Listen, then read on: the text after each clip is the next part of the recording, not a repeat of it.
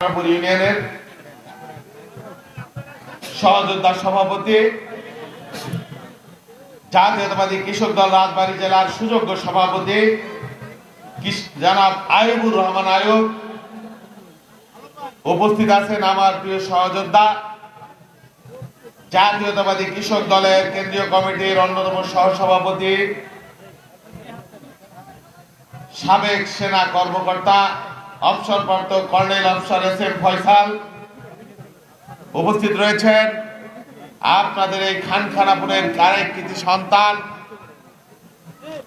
আমাদের প্রিয় সহযোদ্ধা, আমার ঢাকা বিশ্ববিদ্যালয়ের একই বিভাগের আমার শ্রদ্ধেয় অগ্রজ জাতীয়তাবাদী কৃষক দলের সুযোগ্য সহসভাপতি অ্যাডভোকেট মোহাম্মদ আসলাম মিয়া, উপস্থিত রয়েছেন জেলা বিএনপির সংগ্রামী আহ্বায়ক অ্যাডভোকেট লিয়াকত আলী ভাই, জেলা বিএনপির অন্যান্য নেতৃবৃন্দ, রাজবাড়ী জেলা কৃষক দলের বিপ্লবী সদস্য সচিব মৃত্যুঞ্জয় জননেতা, চন্দন ইউনিয়নের সাবেক চেয়ারম্যান, সাবেক ভিপি রাজবাড়ী কলেজ সিরাজুল ইসলাম চৌধুরী, উপস্থিত কেন্দ্রীয় কৃষক দলের আমার সহযোদ্ধা যুগ্ম সম্পাদক কারা নির্যাতিত নেতা জনাব কামরুজ্জামান সেলিম ভাই, উপস্থিত কেন্দ্রীয় কমিটির দুইজন সহ সম্পাদক আবুল হাসান, আর একজন সহ সম্পাদক কৃষিবিদ রাজিবুল ইসলাম রাজীব, ফরিদপুর মহানগর কৃষক দলের সংগ্রামী সভাপতি অ্যাডভোকেট মামুনুর রহমান, সংগ্রামী সাধারণ সম্পাদক জহিরুল ইসলাম জহির সহ আমাদের রাজবাড়ী জেলা কৃষক দলের বিপ্লবী সিনিয়র যুগ্ম আহ্বায়ক, আমার অত্যন্ত সহযোদ্ধা সাবেক ছাত্র নেতা, সাবেক তুখোর ছাত্র নেতা, সাবেক রাজবাড়ী কলেজের এজিএস শাহ মোহাম্মদ আলমগীর সহ কৃষক দলের অন্যান্য নেতৃবৃন্দ এবং এই এলাকার কৃষক শ্রমিক সকল পর্যায়ের জনতা, চমৎকার একটি আবহাওয়া, তাই না? শীতের দিন, চমৎকার পরিবেশ, অসংখ্য মানুষ, এর মধ্যে অনেক কৃষিজীবী মানুষের চেহারা দেখে আমি বুঝতে পারছি যে অনেকেই কৃষি এবং কৃষকের সাথে প্রত্যক্ষভাবে জড়িত। এই খানখানাপুর একটি অভিজাত এলাকা আমাদের বৃহত্তর ফরিদপুরের মধ্যে।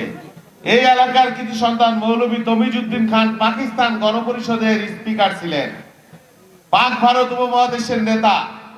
আপনারা সে এলাকার মানুষ, আপনাদের মধ্যে সবসময় শিক্ষা দীক্ষা জ্ঞানে গুণে মেধায় প্রযুক্তিতে আপনারা একটু অগ্রগামী। আপনাদেরকে স্যালুট, আপনাদেরকে সালাম। আশা করি আমার বক্তব্য আপনারা একটু শোনার চেষ্টা করবেন। একটা সন্ধিক্ষণ আমরা অতিক্রম করছি। বিগত 5ই আগস্টের আগে, গত বছর, এবার তো 25 সাল চলে আসলো, 24 সাল, 5ই আগস্টের আগে একটা জাহেলিয়াতের হাত থেকে, একটা ফেরাউনের শাসন থেকে এই জাতি মুক্তি পেয়েছে। আল্লাহর রহমতে এখন বাংলাদেশের মানুষ আগের চাইতে অন্তত ভালো আছে, নাকি বলেন? আপনারা কি আগের চাইতে একটু ভালো আছেন না? কেউ কি কথায় কথায় গলা টিপে ধরে, কথায় কথায় গ্রেফতার করে, কথায় কথায় হামলা করবার সাহস আছে? এই বাংলাদেশের জন্য আমরা দীর্ঘ 15 বছর লড়াই করেছি, 17 বছর। আমার নেত্রী বেগম খালেদা জিয়া একদিকে তার মৃত্যু পথযাত্রী বাস্তবতা, অসুস্থতা, আর অন্যদিকে ফ্যাসিবাদী শাসন, তার উপরে এরকম অত্যাচার করা হয়েছে। বেগম খালেদা জিয়াকে আত্মসমর্পণ করবার জন্য, তাদের কাছে নতি স্বীকার করবার জন্য, কিন্তু বেগম খালেদা জিয়া অন্য ধাতুতে গড়া একজন মানুষ। বাংলাদেশে বেগম খালেদা জিয়ার উচ্চতায় কেউ কোনোদিন আসতে পারে নাই, আসবে বলে আমরা বিশ্বাস করি না। অন্যায়ের কাছে সামরিক স্বৈরাচার বলেন, অন-11 বলেন, আর ফ্যাসিবাদী আওয়ামী লীগ বলেন, বেগম খালেদা জিয়াকে কখনো মাথা নত করাতে পারেন না এক আল্লাহ ছাড়া। তিনি কারো কাছে মাথা নত করেন না। আমরা এই নেত্রীর দল করি। আর আরেকটি দল, পলায়ন পরদল, মুক্তিযুদ্ধের সময় আমরা জানি, আমাদের বাপ চাচারা বলেছেন, আওয়ামী লীগের সমস্ত নেতা পালায় সীমান্তের উপরে চলে গেছে। সেখানে হোটেলে হোটেলে আরামে আয়েসে দিনাতিপাত করেছে ভারত সরকারের টাকায়, আন্তর্জাতিক সহযোগিতাতে আসছে সেই টাকায়। আর বাংলাদেশের মানুষ শহীদ জিয়ার যুদ্ধের ঘোষণার মধ্য দিয়ে বাংলাদেশের মানুষ গ্রামে গঞ্জে লড়াই করেছে পাকিস্তানি সামরিক জান্তার বিরুদ্ধে। যদি মুক্তিযুদ্ধে দেশ স্বাধীন না হতো তাহলে কিন্তু জিয়াউর রহমানের ফাঁসি হতো। ওনাদের নেতা বড় বড় কথা বলেন, মুক্তিযুদ্ধের আগেই পাকিস্তানিদের কাছে আত্মসমর্পণ করেছেন। এই শেখ হাসিনা এবং শেখ সাহেবের পরিবারের একজন মানুষ মুক্তিযুদ্ধের রণাঙ্গনে যুদ্ধ করেছে, কেউ যদি প্রমাণ দিতে পারে রাজনীতি ছেড়ে দেব। আর তারাই হয়েছে মুক্তিযুদ্ধের সোল এজেন্ট। আর জিয়াউর রহমানের নামে বিষোদ্গার, জিয়াউর রহমান পাকিস্তানের চর, জিয়াউর রহমান 400 টাকার মেজর, নানান ধরনের অপবাদ, নানান ধরনের এই বৃদ্ধির 15 বছর আমাদের বাচ্চা বাচ্চা সন্তান ভাই বোন এদেরকে রাত জেগে জেগে পড়ানো হয়, মুখস্থ করা হয় জাতির পিতা বঙ্গবন্ধু বঙ্গবন্ধু। মনে হয় যেন একজনই নেতা, একজনই মহামানব, একজনই অবতার, একজনই নবী। আর বাংলাদেশে কারো কোনো ভূমিকা নাই, জিয়াউর রহমানের কোনো ভূমিকা নাই। জিয়াউর রহমান স্বাধীনতার ঘোষণা দেন নাই, তাজউদ্দিন আহমেদের কোনো ভূমিকা নাই, তাদের লোক মাওলানা ভাসানীর কোনো ভূমিকা নাই, তারপর আতাউল গনি উসমানীর কোনো ভূমিকা নাই, কারো কোনো ভূমিকা নাই। বাংলাদেশে একজনই নেতা, তিনি আর তার কন্যা, ওনার কোনো বিকল্প বাংলাদেশে নাই। কথায় কথায় ওনার বিকল্প কি?